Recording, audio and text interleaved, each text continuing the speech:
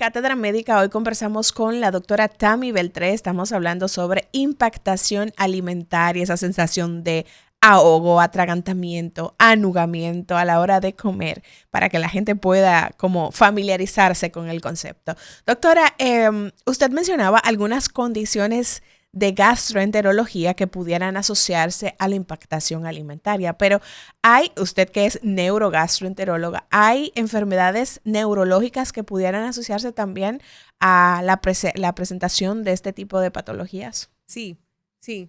Hay ciertas enfermedades, las que afectan las motoneuronas, pueden también relacionarse con esto y tener la dificultad para tragar o el inicio también de este tipo de manifestaciones. Entre esas está la esclerosis lateral amiotrófica.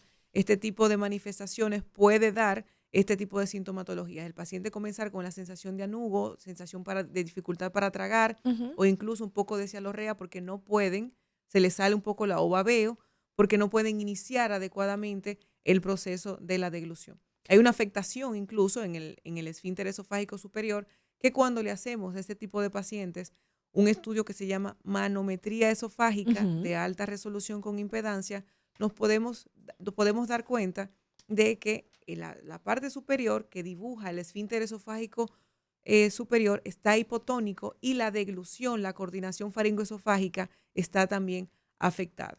Así que sí puede también incurrir o tener repercusión en otro tipo de órganos de nuestra economía o sistemas. No solamente es desde el punto de vista gastrointestinal. Va a ser más frecuente en el gastrointestinal porque va a afectar el esófago.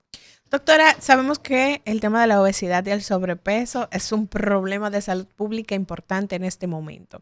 Y muchas veces, como una opción de tratamiento, muchos pacientes optan por realizarse cirugías y pues para poder tratar su tema de obesidad y sobrepeso. ¿Puede relacionarse el tema de tener una cirugía de este tipo previa con la aparición de impactación alimentaria? Pues no directamente con la presencia de impactación alimentaria, porque cuando se hacen este tipo de procedimientos, donde se trabaja es en el estómago. Pero hay ciertos pacientes con cirugías bariátricas que después de la cirugía bariátrica entonces empiezan a tener enfermedad por reflujo gastroesofágico. Okay. Y por la enfermedad por reflujo gastroesofágico, por la inflamación crónica de ese esófago, entonces pueden tener afectación de la mucosa y también neurológica de ese esófago, entonces tener la sensación de anugo, la sensación de impactación o directamente esa sensación de ahogamiento porque de verdad se están impactando los alimentos por la inflamación.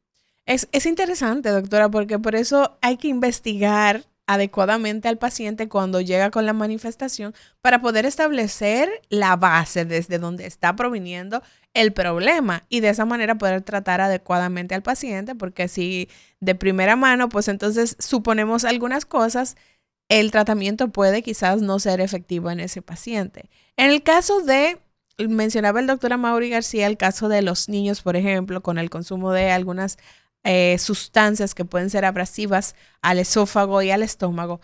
En este punto de la impactación alimentaria, es frecuente verlo también en niños y, por ejemplo, en adultos mayores por el tema de quizás cómo se alimentan y en el caso de los adultos mayores que muchas veces tienen deficiencia en su dentadura y eso quizás les evita el poder deglutir adecuadamente los alimentos. ¿Tiene esto que ver también? Pues sí, de hecho en mi red social en Instagram yo publiqué un caso de un adulto, de una persona de la tercera edad que llegó con una clínica de dificultad para tragar. Realmente cuando el paciente pasa de 65 años no vamos a pensar ni en reflujo ni en esofagitis eosinofílica. No, porque Ya no es común que no aparezca es esa edad. común y lamentablemente ya para esa época es tan más frecuente o hay que pensar de primera instancia en causas tumorales. Okay. Ese paciente incluso se hospitalizó para investigar por una probable lesión de esófago o de la unión esófago-gástrica. Y bueno, nos causó mucha sorpresa porque se le hicieron varias preguntas de lo último que había comido. Había dicho que hacía pollo hace 3 días, que después de ahí no había comido nada más. Y el paciente, como estaba delgadito, y nos hizo pensar un poco más en eso. Cuando le hacemos entonces la endoscopia, el paciente tenía un bolo de hilos de chuleta. O sea, ¿Cómo, sí, doctora? sí, sí. Se Él no, hartó ese paciente de chuleta así y es, se el atragantó. paciente no tenía dientes, Ok. entonces según él masticó los alimentos, Ujú. eso se fue haciendo una marañita, un ovillito, ahí un bolito de carne Ajá. y no descendió, no avanzó. Entonces, recordar también el presbioesófago, medida como todos los órganos de la economía, el esófago tampoco tiene la misma efectividad que un esófago de una persona de 20 Por años. Y supuesto. entonces se quedó atascado esa parte ahí. Bueno, se tuvo que desimpactar empujando ese bolo para la suerte del paciente y nuestra. No tenía restos, no tenía hueso, no tenía ningún componente que pudiera agredir al esófago. Se pudo empujar y satisfactoriamente está en el estómago. Ahí tenemos en Instagram la bolita al final, como se ve en el fondo de ese estómago. Doctora, me gustaría que pudiéramos abordar la relación existente entre la impactación alimentaria y los trastornos alimenticios, porque hay muchos pacientes de salud mental que tienen una mala relación con la comida y ahí viene el tema de los atracones. ¿Cómo puede eso también, pues, ser un riesgo para que un paciente presente una impactación o esa sensación de ahogamiento o atragantamiento? Bueno, fisiopatológicamente, tanto un paciente con salud mental como sin una afectación mental Ujú. va a tener el mismo mecanismo.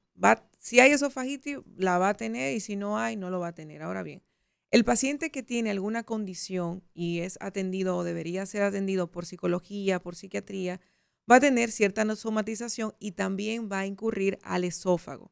Esos son pacientes que por esa misma sintomatología pueden tener la sensación de anugo Ujú. con frecuencia e incluso datos de reflujo. Por eso estamos batallando desde el año pasado en que el paciente que no tenga un diagnóstico objetivo de enfermedad por reflujo, en vez de seguir dándole de por vida, por los siglos de los siglos, omeprazol a ese paciente, que en muchos casos ese paciente no mejora, es seguir investigando, Ujú. hacer otra prueba objetiva, pH-metría de 24 horas en este caso, y si ese paciente no tiene datos de reflujo, no tiene datos que se justifiquen, hay que conversar con él y con la familia para que solicite ayuda por salud mental. A veces cuando le damos la vuelta en la misma zona, ¿qué vamos a hacer? No vamos para ningún lado, porque Claro. estamos entonces tratando e investigando cosas que ya se investigaron, tratamiento que ya se sabe que no va a funcionar, entonces vámonos un poquito más allá, Ujú. haciendo otras pruebas específicas, otras pruebas especiales. Cuando ese paciente ya es derivado a la consulta de psiquiatría, ellos ya colocan tratamiento ideal que ayuda al paciente a esa sensación de anugo, que también puede estar relacionada con náuseas, con vómitos, pérdida de peso. O sea, son datos que orientan un síntomas de alarma, pero cuando ya todo eso se descartó, Ujú. entonces con un tratamiento psiquiátrico ese paciente mejora bastante y se reinserta a la sociedad sin problema. Doctora, hubo un caso muy reconocido a través de las redes sociales que fue el fallecimiento de una influencer. Se han manejado algunas teorías con relación a su fallecimiento, pero una de ellas habla de que estaba cenando, se atragantó y mientras la desplazaban al hospital, ya cuando llegaron al hospital, lamentablemente ella falleció.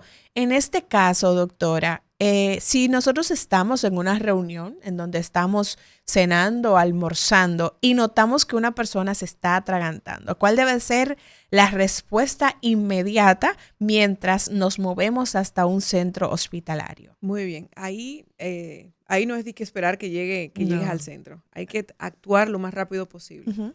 Cuando el paciente ya tiene este tipo de datos es diferente a la impactación alimentaria. Impactación alimentaria es en esófago, te permite respirar. Ujú. Este tipo de datos es porque se están afectando las vías respiratorias y tenemos muy poco tiempo para desobstruir esa zona.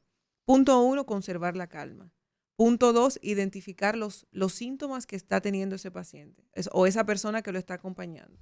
Si el paciente puede toser, es seguirlo orientando a que tose, incluso se puede apoyar dándole golpes firmes en la espalda para que lo que tiene ahí obstruido pueda salir.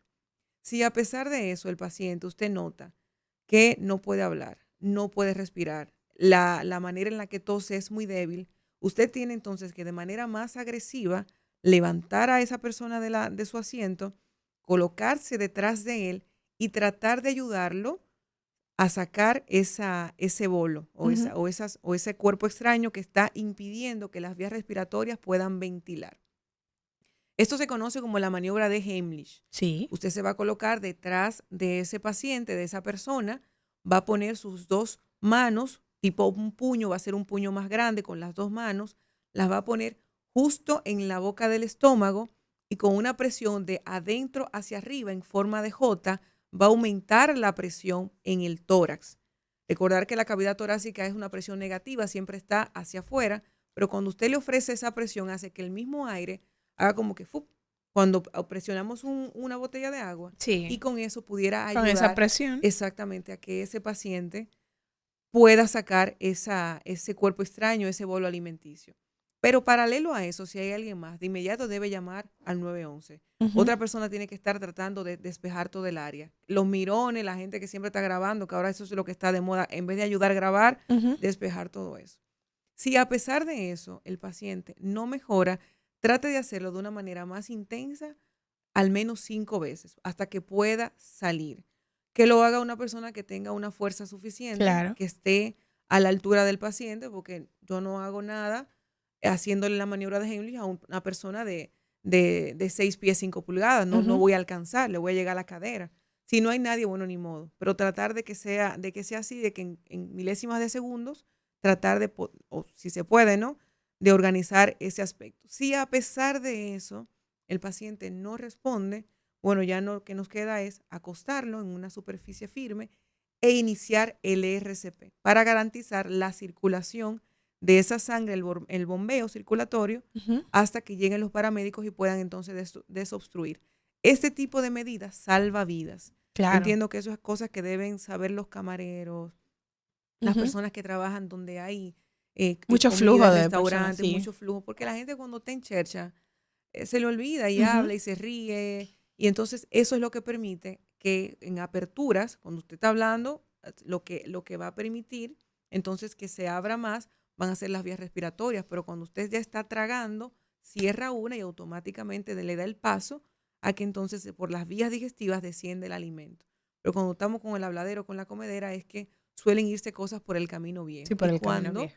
los bolos son muy grandes, entonces lo que se va puede ocasionar entonces la obstrucción e incluso llegar a la muerte. Fue lamentable el caso, no sabemos todavía qué ocurrió con certeza. la persona, pero esto sí ocurre y es muy triste cuando llegan estos casos donde ya no se puede hacer nada con el paciente cianótico morado. Doctora Tami Beltré, para nosotros ha sido un placer enorme tenerle como en cada oportunidad, aportando y educando a la gente que nos escucha con temas de tanta importancia como este, para que la gente aprenda a cuidarse. Así que agradecidos, doctora, de que nos haya acompañado en el programa del día de hoy. Para mí siempre es un honor estar con ustedes. A ustedes recordarles dónde encontrar a la doctora Tami Beltré. Ella tiene consulta privada en Corazones Unidos en la Torre Profesional Suite 301. También está en Centro Médico Real y en el Instituto Cardiovascular del Este. Por allí usted puede comunicarse y hacer su cita con la doctora Tami Beltré para que pase por su evaluación gastrointestinal antes de que aparezca una manifestación. Gracias por el favor de su sintonía. Será hasta mañana cuando nos reencontremos aquí en Cátedra Médica, este espacio en donde la salud merece respeto.